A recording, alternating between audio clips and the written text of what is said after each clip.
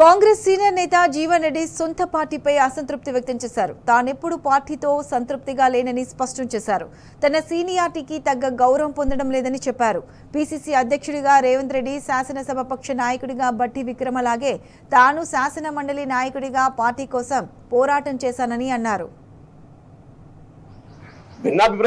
సహజం. నేను ఎప్పుడు స్పష్టతతోనే ఉన్నా. నాకు అసంతృప్తి లేదని చెప్పాను కదా. నా సీనియారిటీ దగ్గర గౌరవాన్ని పొందలేని పరిస్థితులలో డెఫినెట్లీ నాకు అసంతృప్తి ఉంటుంది. ఇవాళ కూడా చెప్తున్నా, పార్టీ నా స్థానం ఏంటి, నా సీనియారిటీ ఏంటి అనేది. 10 ఏళ్ళు పోరాటం చేసిన ఎవడై చేసే 10 ఏళ్ళు పోరాటం. ఉమ్మడి జిల్లాలో ఏక ప్రతినిధిగా ఏదైతుందో నేను పోరాటం చేసి, నేను రాష్ట్ర కాంగ్రెస్ అధ్యక్షుడు రేవంత్ రెడ్డి గారు ఏ స్థాయిలో పోరాటం చేసిండో,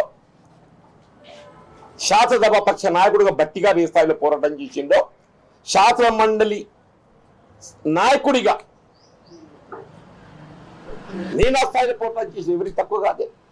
నేనైతే ఒంటరి పోరు, నాకు ఒంటరి పోరు.